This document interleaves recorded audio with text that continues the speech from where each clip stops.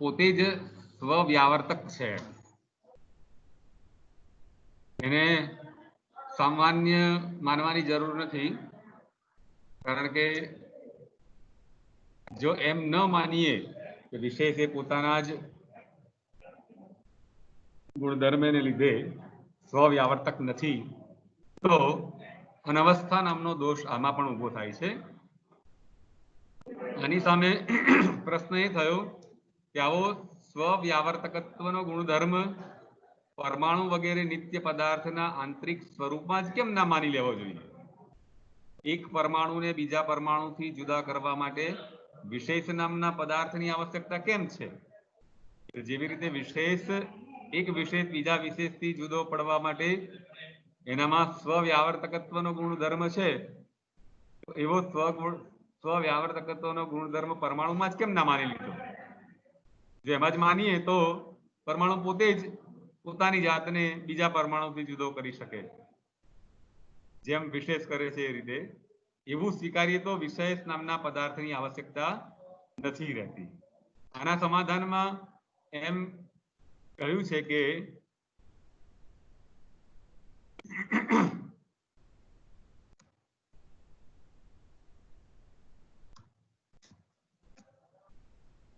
આ પ્રશ્ન જે કરવામાં આવ્યો છે બરાબર નથી. કેમ? કારણ કે સ્વયં સ્વવ્યાવર્તકત્વ પોતે જ પોતાની જાતને જુદી કરી શકે તેવા ગુણધર્મ વિશેષ પદાર્થમાં જ રહે છે, તાદાત્મ્ય સંબંધથી પરમાણુમાં રહેતો નથી.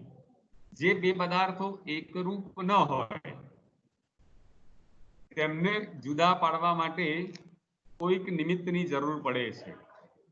જેમ કે ઘટ અને દીવો, દીપક, એ બંને એકરૂપ નથી, તેથી એ બંનેને જુદા કરવા કોઈક નિમિત્તની જરૂર પડે. પણ એક દીવાને દીવાથી એટલે કે પ્રકાશથી જુદો કરવા કોઈ નિમિત્તની જરૂર નથી. આમ સ્વવ્યાવર્તકત્વનો ગુણધર્મ વિશેષમાં તાદાત્મ્ય સંબંધથી રહેલ છે, તેથી વિશેષ બીજા વિશેષથી આપોઆપ જુદો પડી જાય છે. જેમ ગાયનું, અશ્વનું માંસ વગેરે પોતે તો અપવિત્ર છે જ, પણ એવા માંસના સંસર્ગથી અન્ય પદાર્થો પણ અપવિત્ર બની જાય છે. તેમ સ્વવ્યાવર્તકત્વ જેવો ગુણધર્મ વિશેષમાં તાદાત્મ્ય સંબંધી રહેતો હોવાથી પોતાને બીજા વિશેષથી જુદો કરે છે, પરંતુ સાથે સાથે એ વિશેષના સંબંધથી એક પરમાણુ બીજા પરમાણુથી જુદો પડે છે. જોકે ગોળ ગોળ ફરી ફરીને વાત તો એ જ અર્થમાં આવે છે, પરંતુ કેટલાક નૈયાયિકો એમ કહે છે કે આ સમાધાન આપેલું છે એ પ્રતીતિકારક નથી લાગતું બહુ. હવે વિશેષની વાત, આ જે છેલ્લો પેરેગ્રાફ છે કે આપણે સમજવાની જરૂર છે, પણ પરીક્ષામાં નહીં લખો તો ચાલશે. એ જેને ન્યાય વૈશેષિકમાં પીએચડી કરવું હોય એણે આના વિષયની વિશેષ સમજૂતી લેવી જોઈએ. હવે 8મો પદાર્થ આવે છે, એ છે સમવાય. સમવાય સમવાયસ્ત્વેક એવ, સમવાય એક જ છે. હવે સમવાય શબ્દનો અર્થ પહેલા આપણે સમજવો પડે. તો સમવાય એ સમ વત્તા અવ એવો ઉપસર્ગ છે. બે ઉપસર્ગ એમાં આવેલા છે અને બે ઉપસર્ગની સાથે ઈ ધાતુ, ઈ ધાતુનો અર્થ ગતિ કરવી એવો થાય છે. એના ઉપરથી આ ધાતુ, આ શબ્દ બનેલો છે. કયો ધાતુ છે? ઈ ધાતુ છે. ઈણ ગતૌ, આપણે ઈક સંજ્ઞા કરી હતી ને, ક્યાં ઈક સંજ્ઞા કરી હતી? સંજ્ઞા પ્રકરણમાં તો ત્યાં પણ આપણે ઈત શબ્દ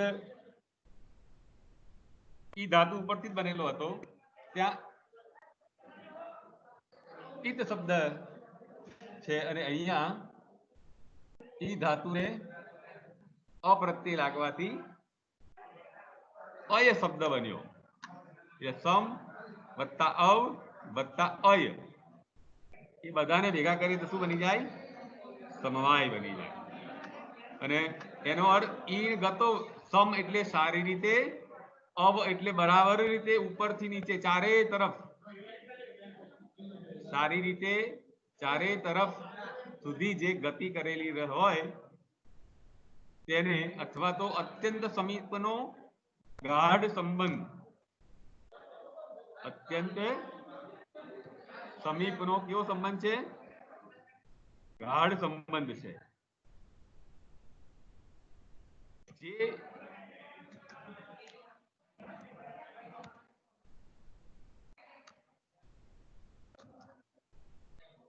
કોઈ આ સંબંધથી જોડાયેલા હોય એ પદાર્થોનો જ્યાં સુધી નાશ ન થાય ત્યાં સુધી તે બંને વસ્તુઓ જોડાયેલી રહે છે. જે વસ્તુઓની વચ્ચે આ સંબંધ હોય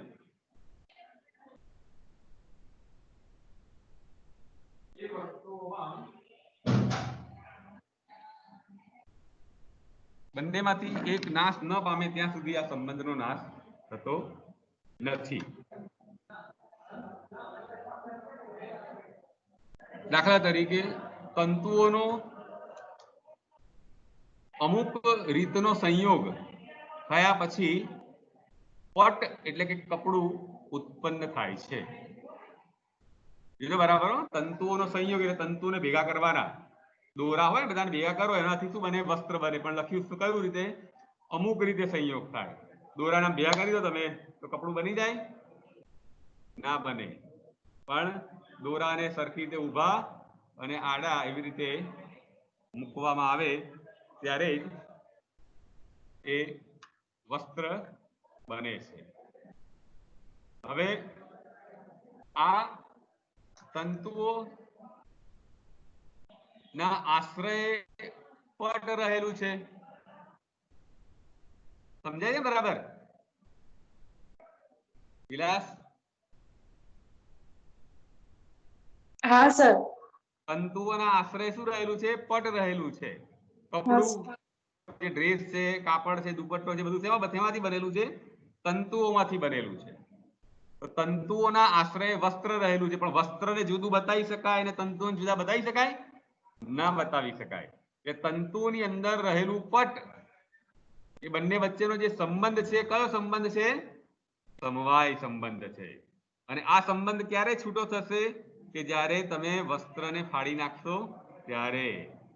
વસ્ત્રનો નાશ થશે ત્યારે તંતુ અને પટનો સંબંધ દૂર થશે.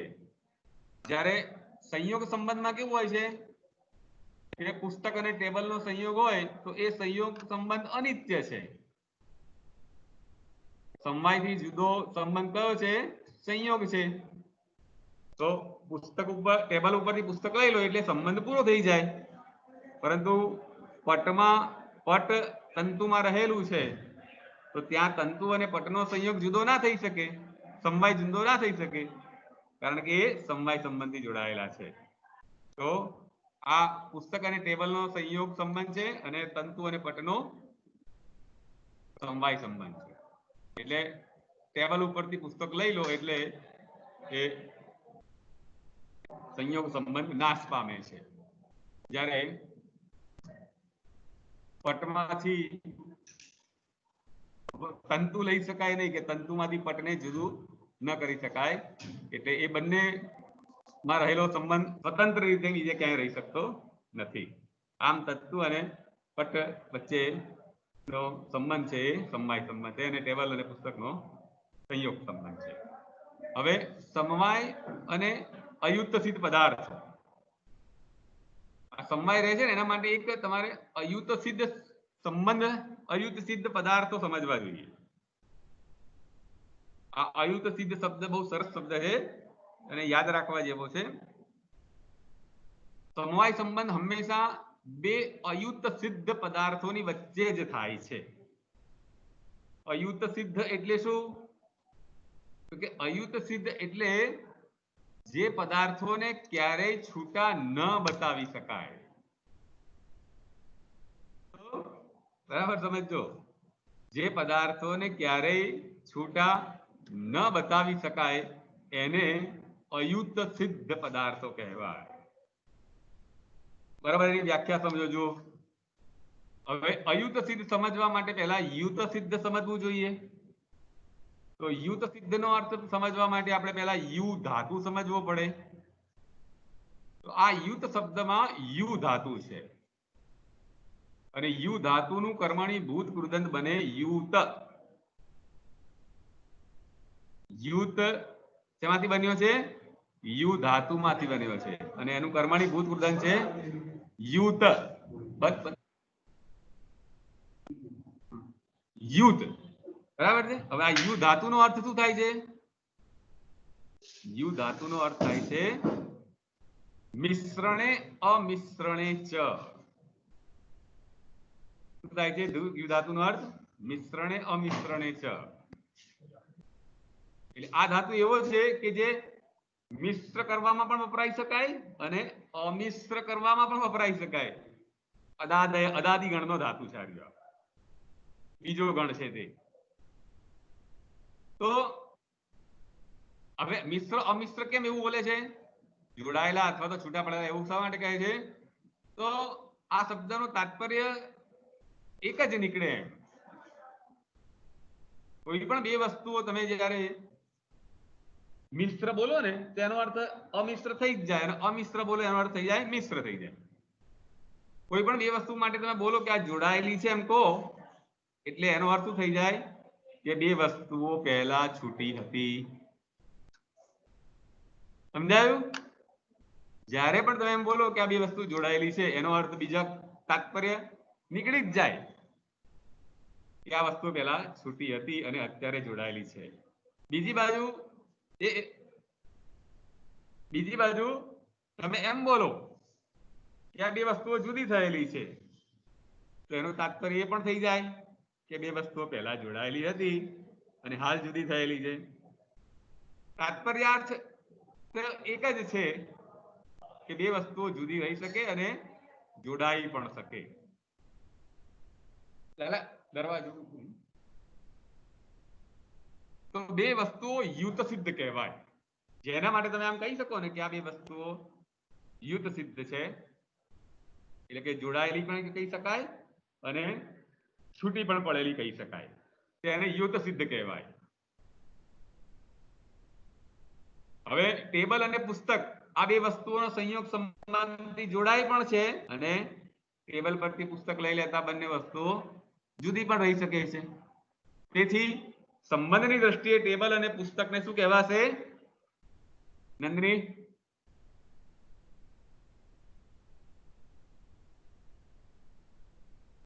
ટેબલ અને પુસ્તકના સંયોગને શું કહેવાશે?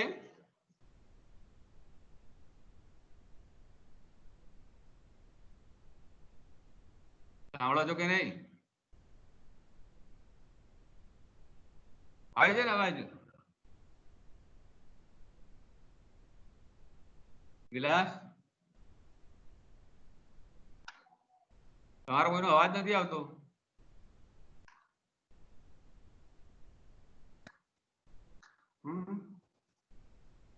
નંદની, નિધિ,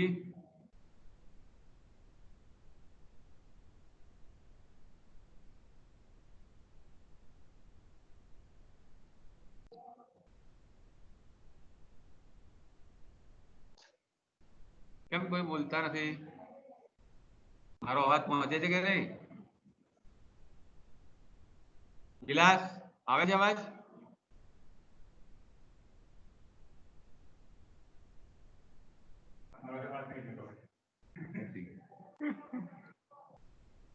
કઈ નહીં, આપણે પૂરું કરી દીધું. હવે આનાથી ઉલટું જે યુત સિદ્ધ નથી તે અયુત સિદ્ધ કહેવાય. એટલે કે બે વસ્તુઓમાં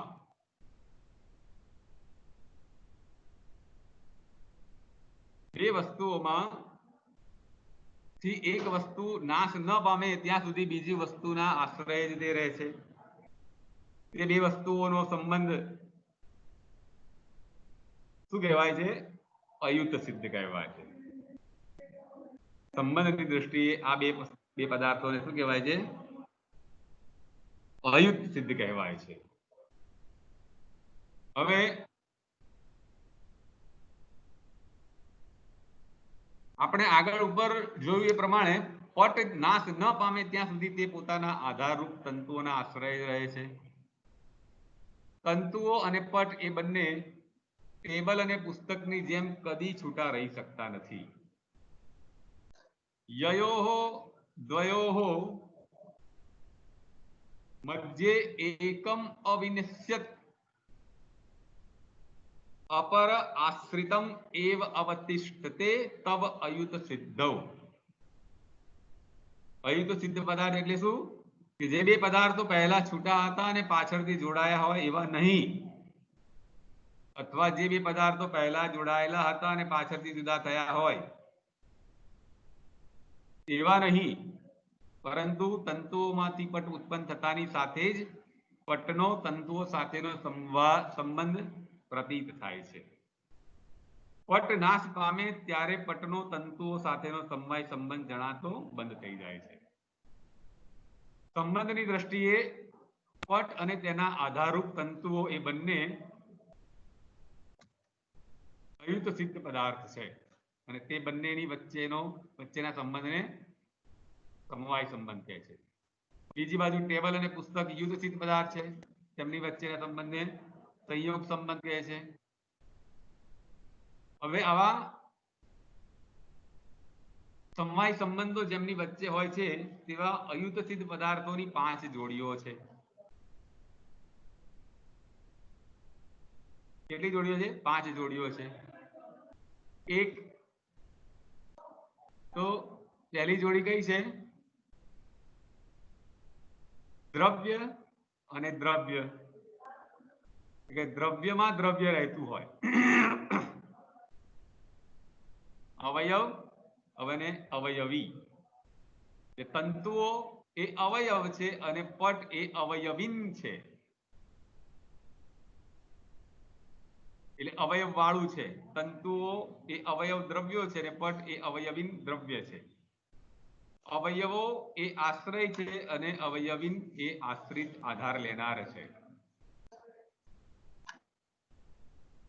હવે બીજું છે દ્રવ્ય અને ગુણ. ગુણ ગુણિન એવું કહેવાય. ગુણિન એટલે દ્રવ્ય અને ગુણ એમાં રહેતું હોય. લાલ ગુલાબમાં લાલ રંગ એટલે કે રૂપ એનું એ ગુણ છે અને ગુલાબનું ફૂલ એ ગુણિન એટલે ગુણ વાળું દ્રવ્ય છે. ત્રીજું દ્રવ્ય અને કર્મ, ક્રિયાવત અને ક્રિયા. ક્રિયાવત એટલે ક્રિયા વાળું અને ક્રિયા, જેમ કે દોડતી મોટરમાં, ગાડીમાં, કારમાં દોડવું એ ક્રિયા છે અથવા તો કર્મ છે અને મોટર ક્રિયાવત એટલે કે ક્રિયા વાળું દ્રવ્ય છે. ચોથું દ્રવ્ય અને સામાન્ય. તો દ્રવ્ય એટલે કે મનુષ્ય એ વ્યક્તિ દ્રવ્ય છે અને મનુષ્યમાં રહેલું મનુષ્યત્વ એ જાતિ છે. હવે પાંચમું દ્રવ્ય અને વિશેષ. નિત્ય દ્રવ્યો 5 છે ને તે, અને વિશેષ જેમ કે પૃથ્વીના પરમાણુ નિત્ય દ્રવ્ય છે, બરાબર છે, અને પરમાણુને બીજા પરમાણુથી પૃથક કરનાર ગંધ નામનો જે ગુણ છે એ વિશેષ છે. આકાશમાં હોય તો શબ્દ નામનો ગુણ એ વિશેષ છે. ઓકે, તો આ 5 એની જોડીઓ થઈ ગઈ. હવે કણાદ મુનિએ વૈશેષિક સૂત્રમાં કહ્યું છે કે પટ જેવા કાર્ય અને તંતુઓ જેવા કારણો એ બેની વચ્ચે યુત સિદ્ધ નો અભાવ હોવાથી અર્થાત અયુત સિદ્ધ હોવાથી કાર્ય અને કારણના સંયોગ અને વિભાગ થતા નથી.